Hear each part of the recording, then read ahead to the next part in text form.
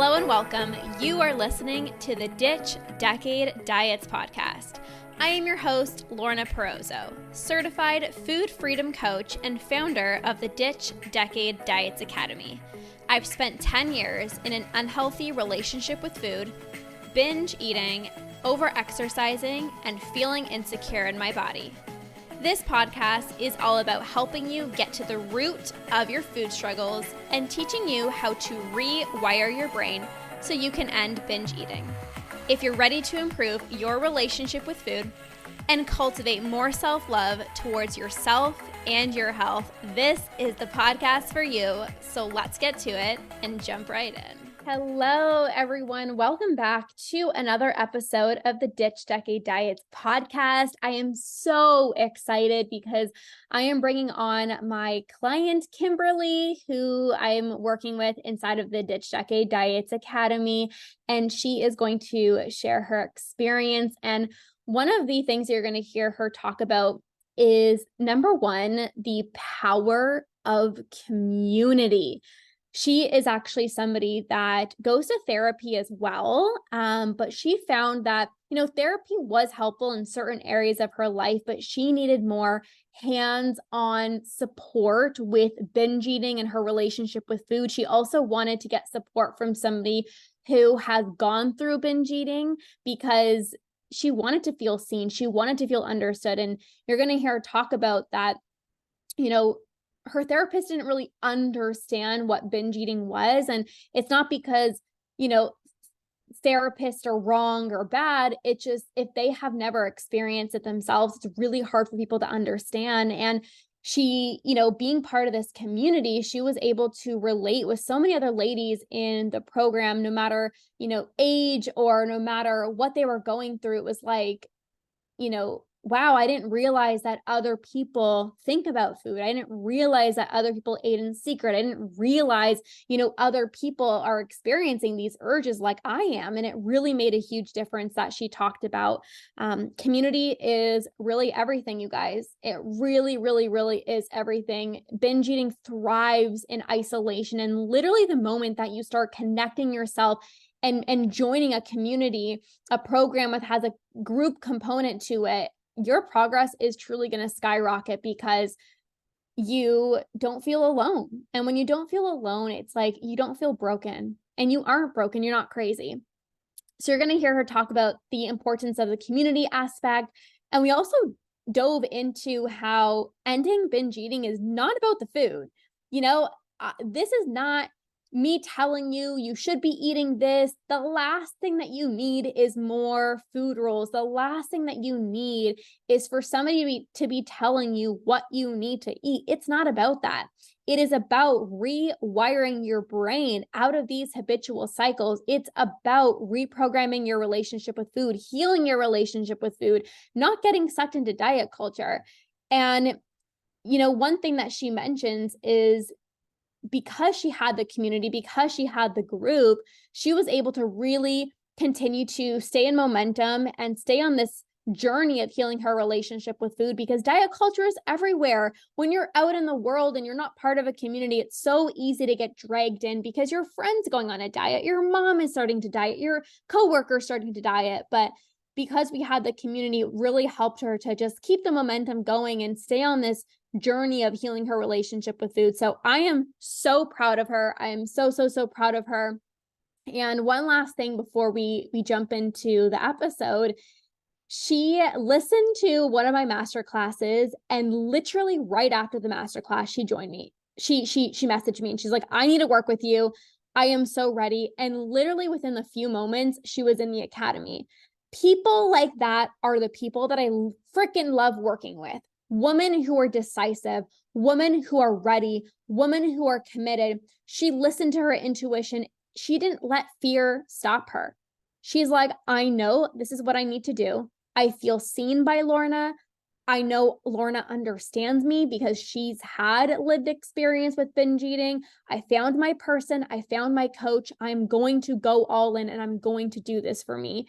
And people like her are just clients that I absolutely love working with. If you are somebody who is an action taker, if you are somebody who's willing to put in the work, if you are somebody who is so beyond ready to sustainably heal your relationship with food and end binge eating for good, I am definitely the coach for you. So I will leave the details for the academy down below in the show notes. If you are somebody who is looking for that personalization, that customized coaching with me, I would love to have you inside of our academy. So without further ado, I'm going to go ahead and welcome Kimberly to the podcast, and I'm so excited for you to listen in.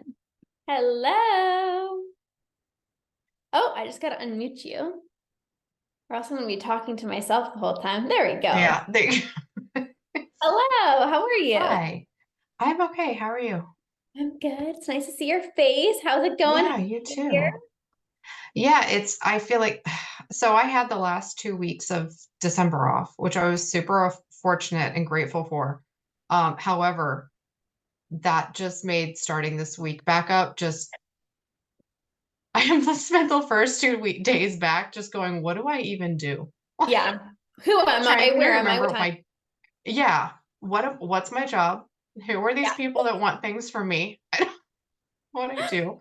I know. And I started a new medication last week at the same time. So it's like I'm developing some of the side effects, which are like brain fog and attention span issues. I'm like, fantastic. That's great. Gosh, all at once, right? All at once. Yeah. It's a perfect storm right now in my head. It's great.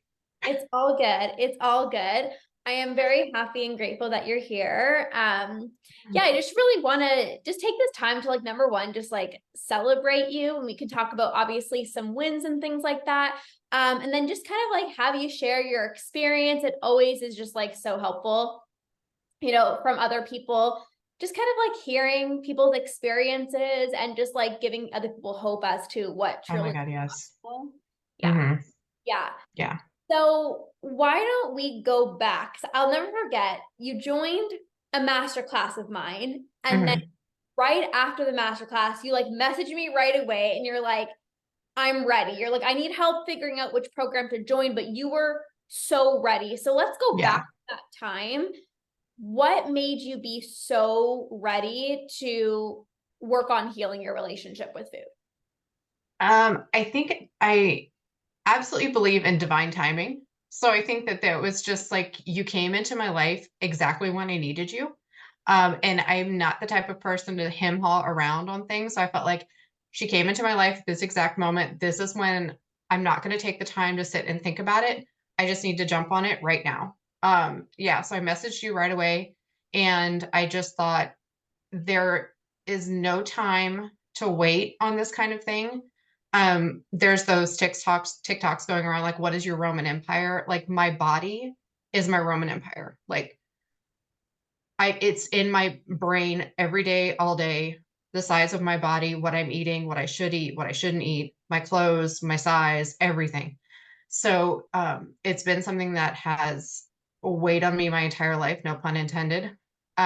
So I've in your master class, I feel like it just struck a chord with me. And I was like, I would be dumb to wait any longer Yeah. to pursue what could be a solution for me. Mm-hmm. Mm-hmm. So it just felt like it would be silly to wait. There's just no point. Yeah. Yeah. And I love that you shared that, because it's like when you hear information that is like starting to already change Mhm. your life, it's like, Yeah. look no further type of thing. Yeah. And I don't know if you're open to talk about this. I know that you're doing like therapy as well. Mhm. How has what you've learned in the academy, like the whole like rewiring your brain, getting rid of your urges, like how has that been different than therapy? Because therapy has its place Yeah. and it's definitely helped me, but I feel like it's a different type of help. With what you're doing, it's such a specialized service, so to speak. You've been there, you know exactly what everybody's going through. It's an eating disorder. It's not. something that can just be treated with like a boilerplate kind of approach.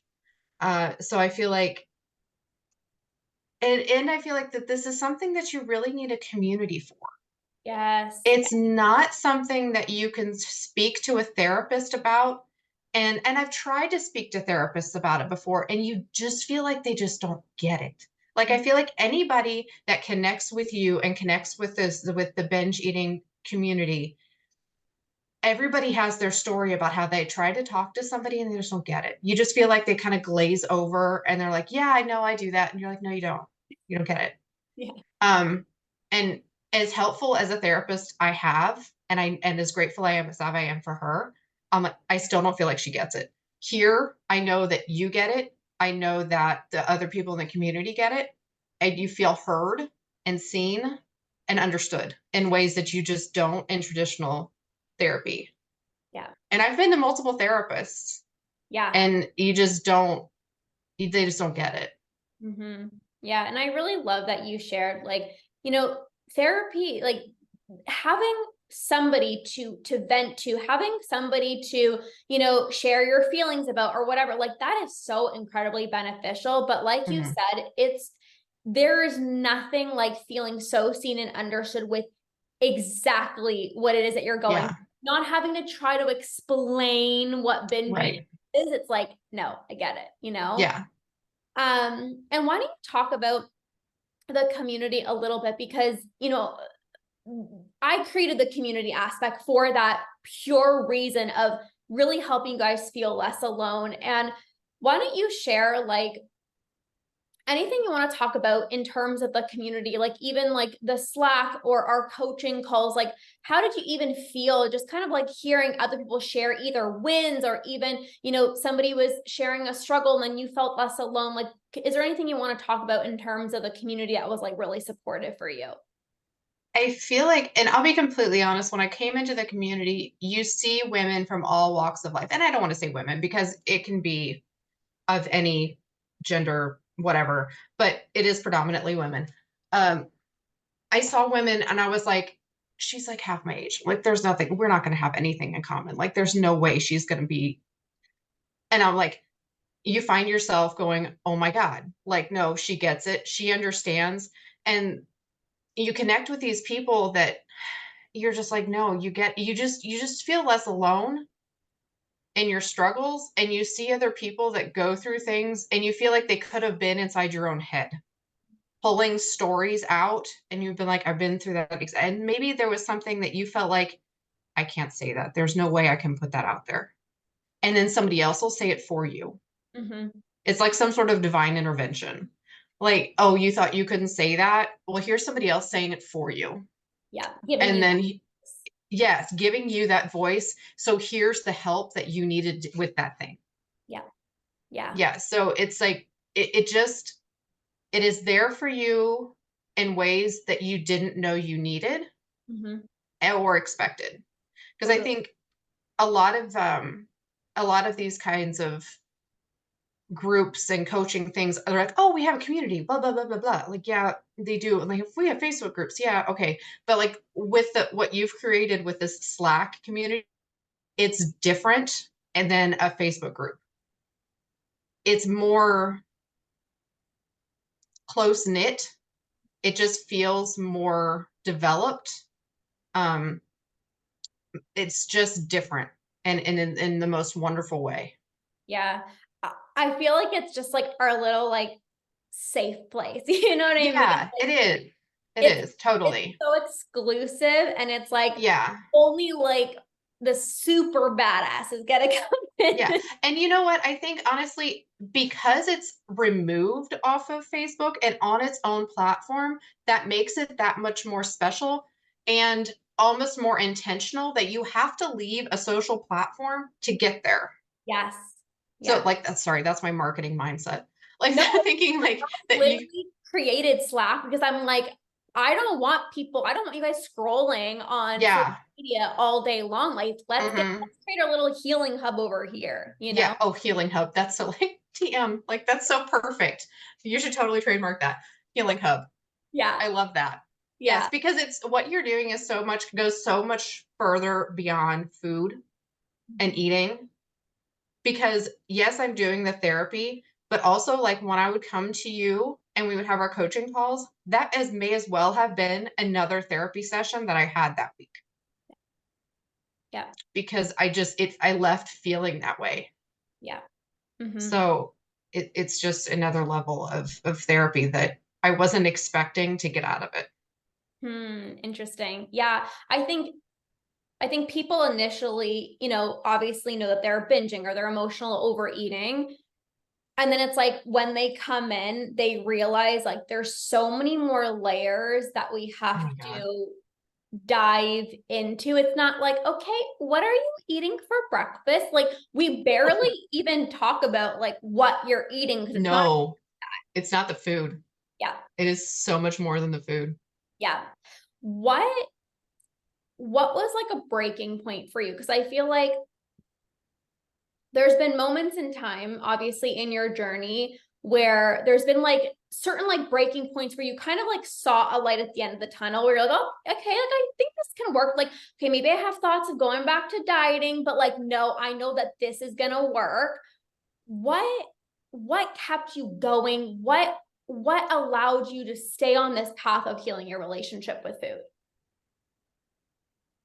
It's definitely ongoing because I still feel like I'm very much in the midst of a healing process. I still catch myself. But I think having talked through it so many times with you and on the coaching calls and with the community and just learning that what I'm looking for is not in the food has been the thing that's been kind of like the epiphany, like you're chasing dopamine. Mhm. Okay, but why? Yeah. Like, and what other things can I do to try to get that? Um, and like right now, I'm realizing it's scrolling on my phone, which is still not a thing I want to be doing, but at least I'm not shoving food in my face. Yeah.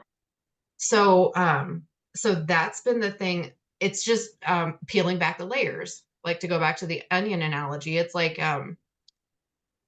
realizing that it is more than the food and just trying to uncover those layers of why am I doing this?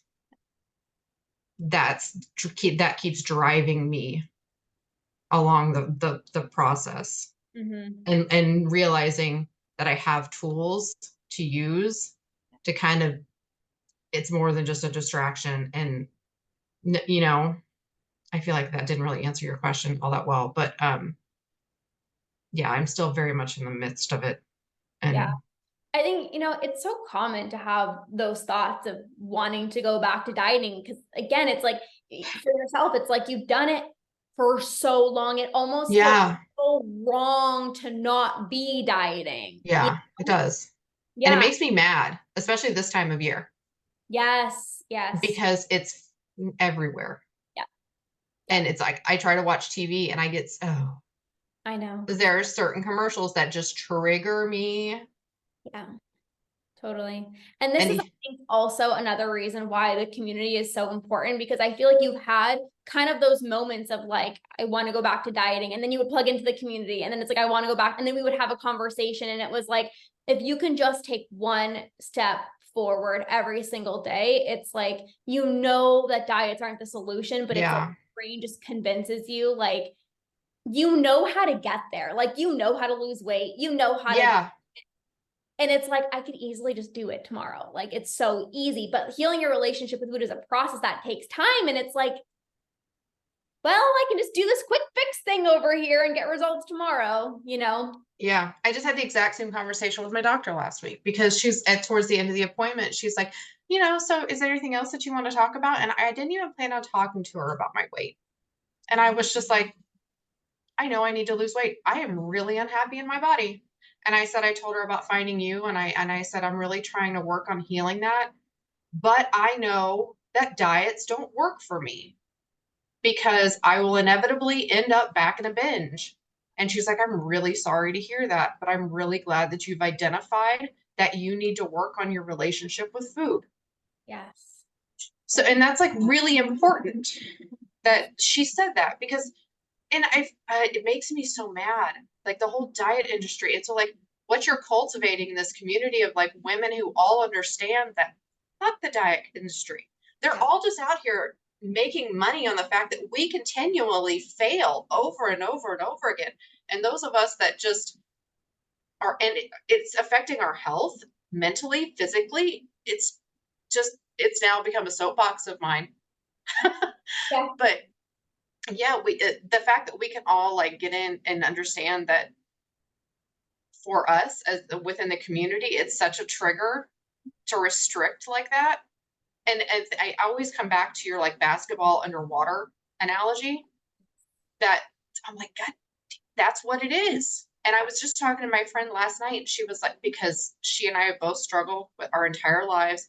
And she was like, well, that's how years ago she went on one of those like slim fast diets where you have a shake for breakfast and you have a shake for lunch and you have a reasonable dinner. She's like, that just worked for me so well because I knew what I was having for lunch and I breakfast. And I was like, no, no, no, no, no, no.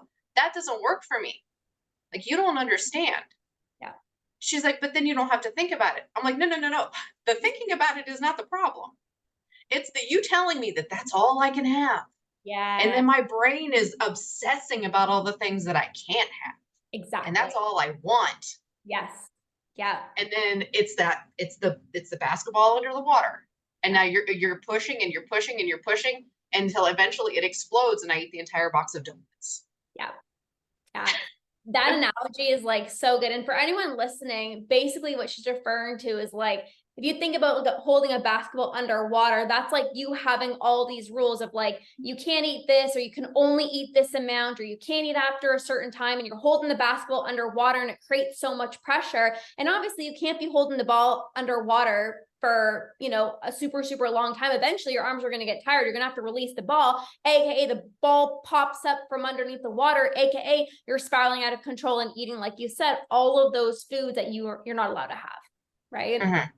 Yeah. So I just even want to say, like, I'm so proud of you for, number one, like just even coming to that realization that diets don't work, because again, how easy is it to just be like, Yeah. oh, but I'm going to just believe that they work. And it's like, no, They don't. no, It's bullshit. yeah. Um, so let's jump into some wins, or like some things that you've been able to experience, in this program, like some wins you want to share, no matter how small or how big. Like what wins do you want to celebrate, that you want to just kind of riff on? One for me, and I went back and looked through the Slack channel because if you're thinking about joining the group, and the Slack group that we keep referring to, Lorna has all these amazing channels that you can go in and post, and one of them is wins. And I went back in and looked at what I had posted today, and one of them was that I was eating and I looked at the package and saw that a serving size is 3 cookies, and it just reiterated. I had this epiphany where I was like, that's bullshit. Like, that's just some random number that they decided to put on there and tell me that 3 cookies is a serving size. I can have as many cookies as I want to have. But like, when you live in this society of diet and restriction, we're made to feel like we can't have more than a serving size. We can't have more than 3 cookies because somebody at Nabisco or whatever told me that I can't have more than 3 cookies.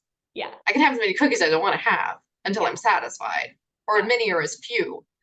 So that was one of the wins I had. It was just this epiphany, and it's just such a bigger topic idea um, to think about. But just that whole restriction thing that we live in within the diet culture and society, it's like these imposed bogus serving sizes. Yeah. Uh, that yeah, that was one of the things that occurred to me. And then just diet culture overall, I don't think I realized at how mad about the entire thing I was until I got into the group. Yeah. And how in just everywhere it is all the time. Um, and it just makes me crazy, and trying, and I have a daughter, a 13-year-old daughter, and trying to raise her to be okay with her body and not deal with societal pressure to be a certain size or get on a diet. Like, I started my first diet when I was probably like 10 years old. Yeah. I don't want her to live that life. Yeah. Yeah. Um, so this experience has reinforced that for me, to make sure that she doesn't grow up hating her body Yeah. the way that I did. Yeah. Like, that's not fair to her. Yeah. And it's not And fair. also, right. And I don't want her to see me hate my body either, Yeah. because I grew up with my mother seeing my mom hate on her body. Yeah. Yeah. And that's just a terrible thing to pass on. Totally. Totally. And Yeah. it is so sad because it's like you just look at, like you said, what your mom was doing, and it's like, oh well, if she doesn't like her body, well then I must that like that's what I There have must to. be something wrong with mine too. Yeah. Yeah. And I think this is good for just anyone listening to get freaking pissed off at diet culture. Yeah. Like, I think so many people get mad at themselves. Like, what's wrong with me? Why can't I stick to it? And there's actually nothing wrong with you. Like, this whole diet situation over here, like, you got to get mad at them, and you got to get mad at, these industries that are making you believe that you're the problem. Like that's what Mhm. I get mad at, you know? Yeah, absolutely. Totally. Yeah. And in the world we live in today, it's really hard Yes. because of social media. Everything's in your face. It's Yep. nearly unavoidable. Yep. Yeah. And I mean, we're adults and we still have a hard time picking and choosing what we're subjected to on a daily basis. Yeah. Yeah.